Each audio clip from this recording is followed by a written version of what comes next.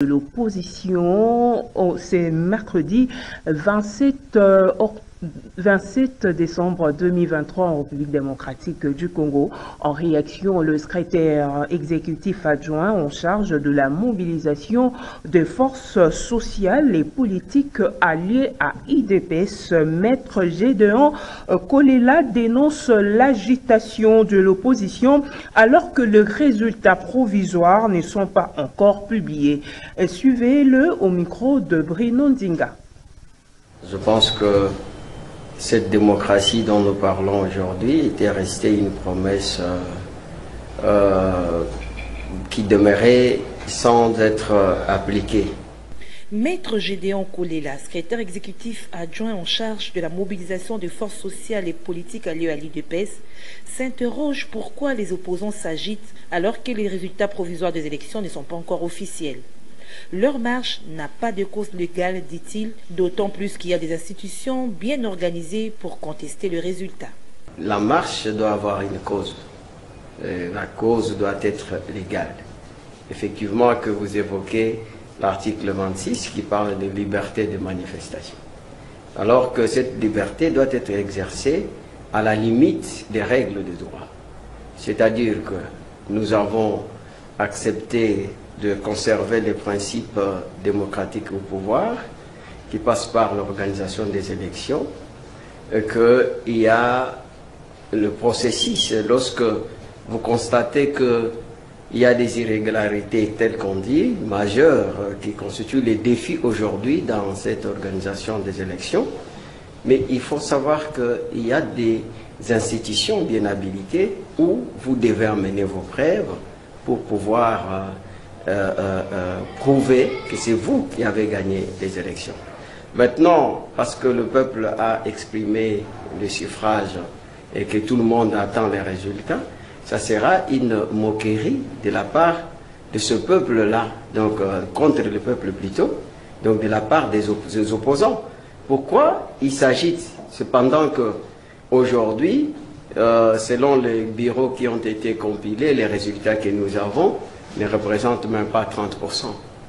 Donc des résultats d'une manière globale. Est-ce que, d'après eux, parce que cette fois-ci, ils ne vont pas encore nous parler des vérités des urnes, dans la mesure où ils ont des témoins et que les résultats sont affichés bureau par bureau, ça porte à croire qu'ils connaissent déjà quelque chose. C'est pour ça que c'est une fuite en avant. C'est vous qui avez gagné les élections. Maintenant, parce que le peuple a exprimé le suffrage et que tout le monde attend les résultats, ça sera une moquerie de la part de ce peuple-là, donc contre le peuple plutôt, donc de la part des opposants. Pourquoi il s'agit cependant que aujourd'hui, selon les bureaux qui ont été compilés, les résultats que nous avons ne représentent même pas 30%. Toujours dans le même chapitre de la marche de l'opposition réclamant l'annulation des élections du 20 décembre 2023, Philippe Kazadi, secrétaire national en charge de la communication de l'Alliance de démocrates pour le progrès ADP, qualifie d'improductive et anticonstitutionnelle la marche de 5 leaders de l'opposition candidats à la présidence de la République, car dit-il, l'ensemble de la population attend fermement la publication définitive de résultats par la Commission électorale nationale indépendante CENI prévue ce dimanche 31 décembre 2023. Le point avec Maxime Macabou.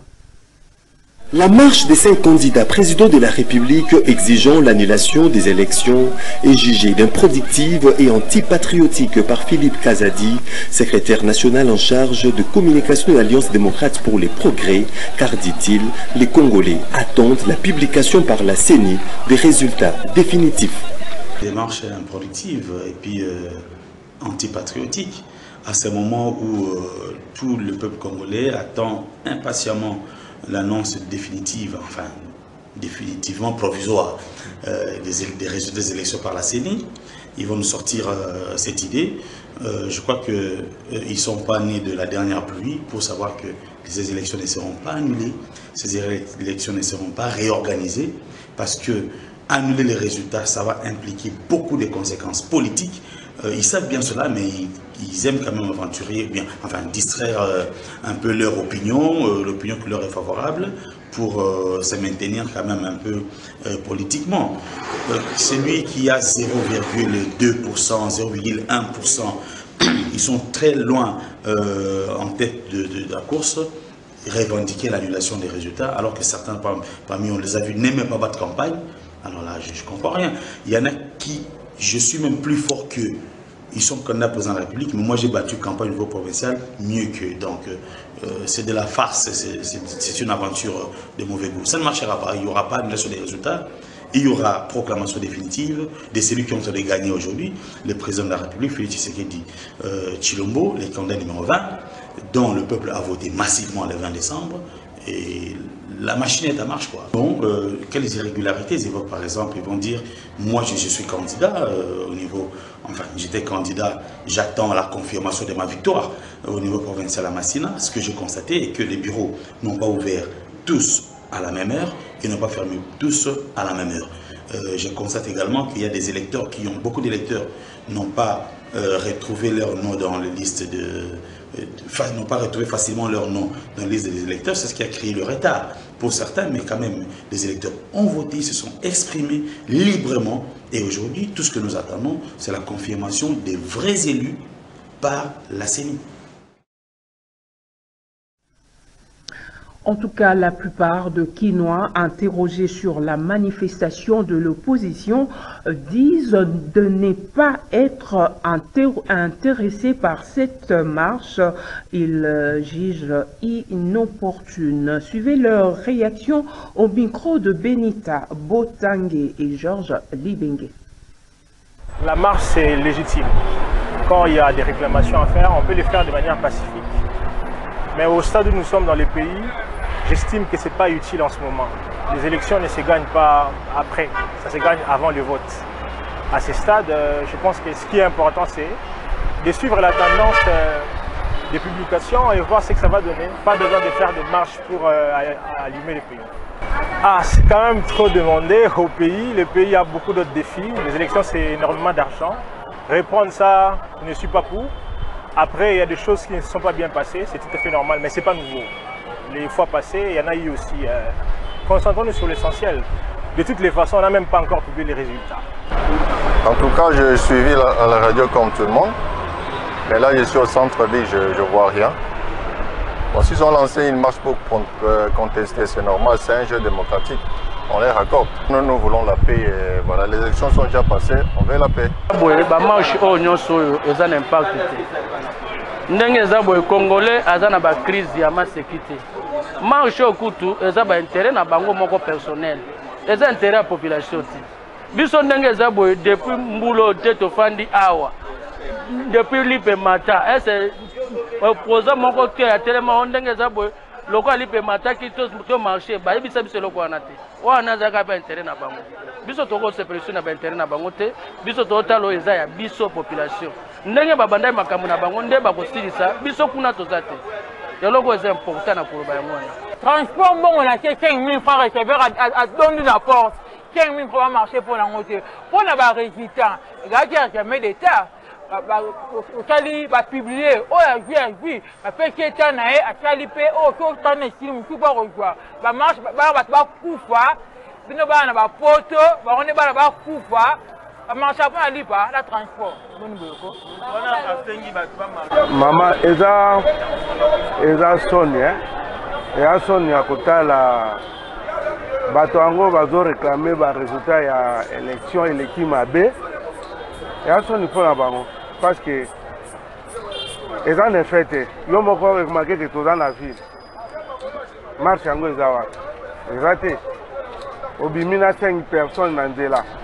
Et en gros, vraiment, bah, quand il a l'élection pour la bango, parce que Bazou est l'autre côté. Il faut qu'on suit. Sachez en plus bref que la police a dispersé les militants de l'ESID qui manifestaient devant le siège de leur parti politique à Kasavubu pour réclamer l'annulation des élections du 20 décembre dernier, une manifestation qui était interdite la veille par les autorités du pays. Suivez à présent le numéro 1 de la police ville de Kinshasa, le général Blaise Kilimbalimba, qui accuse les organisateurs de la marche de l'opposition d'avoir utilisé 2 mineurs. Il dresse un bilan de 2 policiers blessés par des jets de pierre et annonce de poursuites judiciaires. Suivez-les dans cet extrait choisi par Benita Botangue. Vous avez vu comment, lorsque l'organisateur s'est entêté, il y a eu effectivement des éléments perturbateurs de leur marche qui ont commencé par des jets de pierre et qui les ont insécurisés. C'est alors que la police se sont venus pour remettre les calmes. Et s'il faut comprendre aussi, il y a un petit bilan. Il y a des policiers blessés par des jets de pierre. Il y a aussi quelques mineurs blessés par les jets de pierre des intrus. Et c'est ce qu'on craignait. Et c'est pourquoi on disait qu'il fallait écouter la voix de l'autorité, qu'il devait prendre d'autres mesures nécessaires pour encadrer la marche, qui est constitutionnelle bien sûr. L'autorité a demandé qu'il y ait des mesures d'encadrement et qu'on puisse balayer d'abord les sécurités annoncées pour sécuriser les uns les autres. Et c'est vraiment déplorable. Si l'organisateur doit mettre à l'avant-plan des mineurs qui ne sont pas accompagnés par les parents, c'est que prévoit la loi aussi. Je crois qu'avec le temps, l'organisateur sera interpellé pour justifier la présence des mineurs dans la manifestation qu'il a démarré. Parce que là, 2 policiers blessés par jet de pierre et nous attendons, je suis en train de me rendre à l'hôpital pour voir les mineurs qui ont été légèrement touchés par des jets de pierre. Mais j'insiste, ça nous fait mal comme police si l'organisateur doit mettre à l'avant-plan des mineurs. Parlons autre chose. À présent, les collectifs des associations de mouvements citoyens œuvrant en Ituri appellent les jeunes à ne pas céder au mot d'ordre de la violation de certains acteurs politiques après les élections du 20 décembre dernier. Ces structures rappellent que seule la Commission électorale nationale indépendante CENI est habilitée à publier le résultat de ces scrutins. En outre, les 6 structures citoyennes invitent les parties prenantes à ces élections d'éviter les messages de haine tendant à susciter l'attention au sein de la population. Suivez. Nous n'avons qu'un seul pays, plus particulièrement à tous les Ituriens, que nous n'avons qu'une seule province. Nous devons préserver après les élections. Appelle tous les jeunes à se désolidariser de quiconque, pour ses intérêts personnels, tentera de déstabiliser d'une manière à une autre la RDC pour des raisons électorales et pour toute autre raison. Car des voies de revendication légales de ceux qui seront lésés sont connues, notamment faire recours à la Cour constitutionnelle censée de proclamer le résultat définitif et y présenter les moyens de défense. Malgré les conditions difficiles et la particularité de notre province, nos forces de l'ordre, nos services de renseignement et de sécurité ont mouillé le maillot pour la sécurisation de tous les candidats de différents niveaux, malgré certains dérapages de personnes manipulées pour saboter le processus électoral en cours. Le Komaji mobilisera la jeunesse derrière nos services de sécurité contre toute personne qui osera de ramener dans l'époque de l'âge de la pierre taillée, où l'on pensait que la seule voie de revendication, c'est recourir à la violence en détruisant tout ce que nous avions construit durant des années. Célébration ce 27 décembre 2023 de la journée internationale de la préparation aux épidémies, une journée décrétée depuis 2020 par l'ONU dans le but de rappeler l'importance de la coopération internationale et du multilatéralisme en réponse aux épidémies, ainsi que celui des organisations internationales et régionales de partenaires et de la solidarité entre chaque individu. Autre détail avec Rebecca Kalombo. La Journée internationale de la préparation des épidémies a pour objectif de rappeler l'importance de la coopération internationale et du multilatéralisme en réponse aux épidémies, ainsi que celui des organisations internationales et régionales, de partenaires et de la solidarité entre chaque individu, chaque communauté et chaque État à tous les stades de la gestion des épidémies. C'est le 11 décembre 2020 que cette journée a été décrétée. C'est pour dire que l'épidémie de la Covid-19 est passée par là.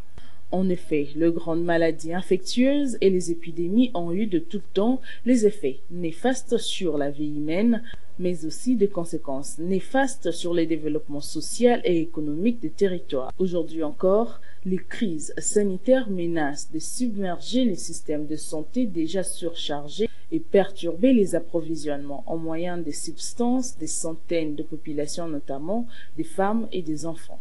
Il est donc urgent que la communauté mondiale se dote de systèmes de santé résilients et robustes, capables d'atteindre les personnes vulnérables partout où elles se trouvent. Faute d'attention de la part de la communauté internationale, les futures épidémies pourraient dépasser les précédentes en termes d'intensité et de gravité.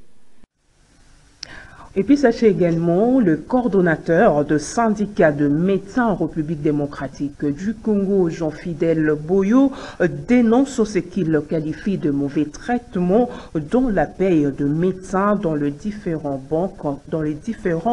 banques en République démocratique du Congo.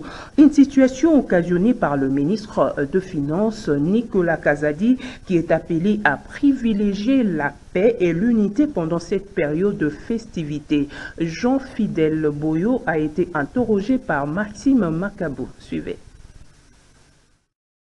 Dans ce pays, le pays de Félix Tshisekedi Tshilombo, c'est un état de droit. Et un droit, lorsqu'on le réclame, aujourd'hui, nous sommes au ministère de Finances pour mettre pression au Nicolas Kazadi, tout simplement parce que il ne veut pas payer les agents correctement dans différentes banques telles que BGFI, Access et BOA. Jusqu'à la preuve du contraire, les agents cadres du secteur santé ne sont pas correctement servis. Et deuxièmement, nous avons constaté avec regret que le ministre des Finances, Nicolas Kazadi, veut faire tomber en annulation plusieurs DTO qui sont dans son cabinet pour des raisons non justifiées. Nous prenons à témoin le président de la République, chef de l'État. Nous allons rester ici jusqu'au jour où Nicolas Kazadi, notre ministre des Finances, reviendra à la raison, c'est-à-dire libérer les deux dossiers. Nous ne voulons pas avoir de problème. Nous sommes dans un état sensible. Il ne faut pas énerver les travailleurs. Il ne faut pas énerver les syndicalistes. Nicolas Kazadi doit travailler pour la paix, pour l'unité, pour la satisfaction de tous. On parle sport à présent. Le sélectionneur manager de Léopard de la République démocratique du Congo, Sébastien Desabre, a publié ce mercredi 27 décembre 2023 la liste de 24 joueurs qui vont participer à la prochaine CAN. Le technicien français a essentiellement jeté son dévolu sur les joueurs qui l'ont accompagné depuis son arrivée à la tête du staff technique de Léopard en août 2022. Maxime Makabou.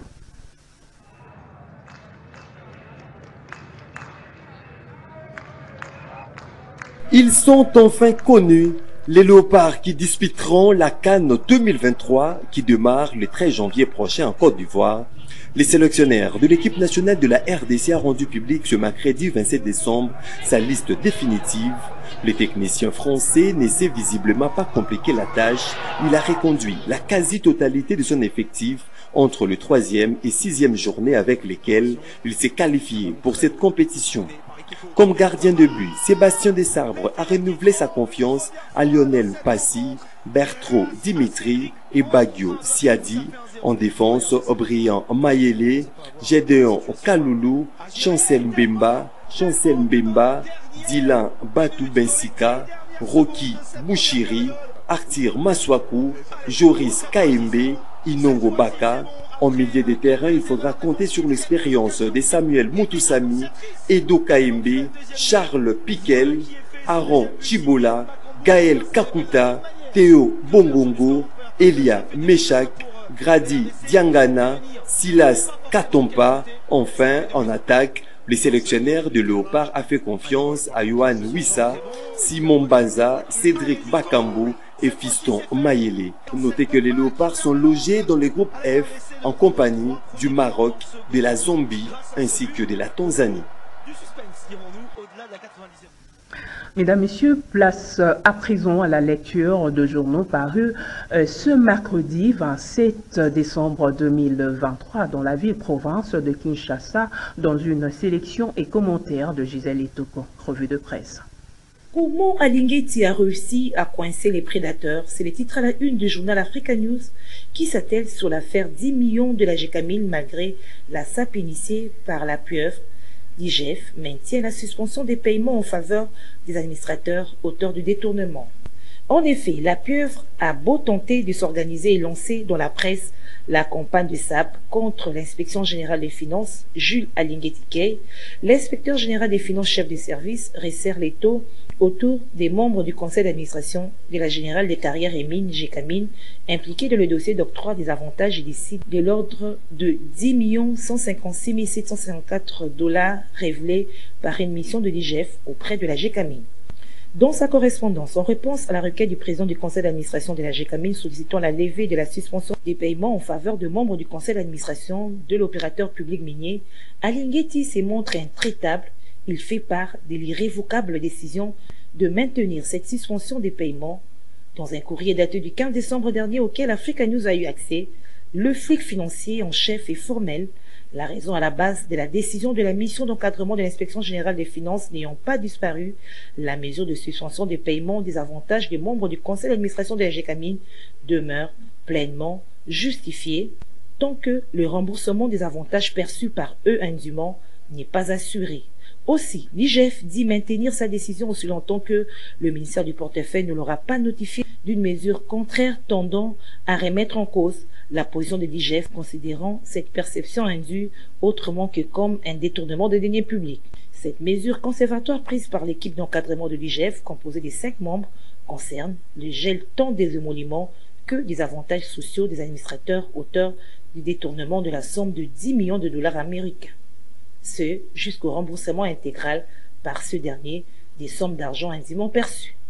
Abordons le sujet des élections. Le phare d'écrire Peter Kazadi, l'armée et la police sont en alerte maximale. Toutes les dispositions sont prises pour que la sécurité et la paix sociale soient garanties sur l'ensemble du territoire national en cette période post-électorale où la CENI a débuté le vendredi 22 décembre dernier la publication des résultats partiels de l'élection présidentielle du 20 décembre 2023. L'opération qui conduira à la publication des résultats provisoires du scrutin prévu à la fin du mois, écrit le quotidien. Résultat partiel de la présidentielle 2023, Félix Tshisekedi écrase la concurrence, note à sa une Econews. En effet, écrit les tabloïds, au centre des décomptes Bossolo, dans la commune de Gombe, où la CENI a installé son quartier général, l'ambiance est toujours à l'annonce des résultats partiels de la présidentielle 2023.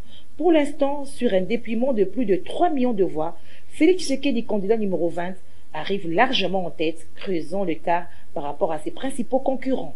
Abordons dans le même sens, la trompette des tropiques écrit « Résultat provisoire de la présidentielle du 20 décembre, Félix Tshisekedi en tête avec 4 835 253 voix. » Le résultat provisoire des 52 circonscriptions électorales des différentes provinces du pays sont déjà publiés. Le président sortant et candidat à sa propre succession, Félix-Antoine Tshisekedi Tshilombo, est en tête des résultats provisoires.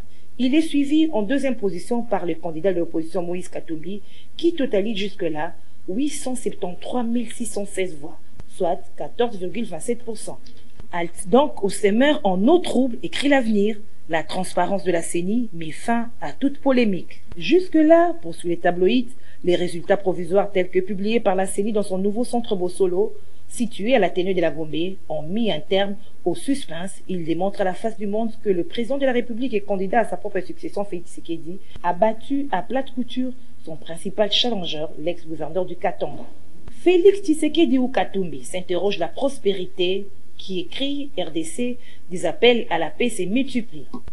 Tantôt la vérité des urnes, tantôt l'annulation des scrutins, hier et aujourd'hui, c'est comme le jour et la nuit. Et dans cette atmosphère, somme toute polluée par la multiplication des mises en scène ainsi que des stratagèmes de tout genre, des appels au calme se multiplient. Plus d'une dizaine de pays occidentaux auxquels il faudrait ajouter tout naturellement la classe politique, la société civile et le peuple congolais lui-même sont pour le maintien de l'ordre et de la stabilité institutionnelle au RDC.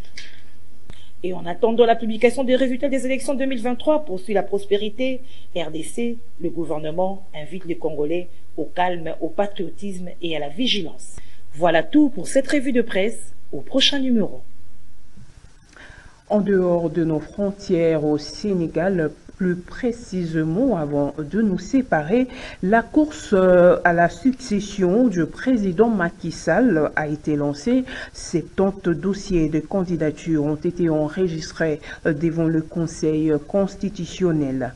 Et le Premier ministre sénégalais Amadou Ba, candidat de la coalition présidentielle, figure parmi les candidats dans cette préliste, ainsi que le poids lourd de l'opposition. Et c'est le 20 janvier prochain que le Conseil constitutionnel du Sénégal va publier la liste de candidats retenus. Notez que cette élection a un grand enjeu au Sénégal où le président sortant, Macky Sall, ne participe pas. Mesdames, Messieurs, c'est par cette note que nous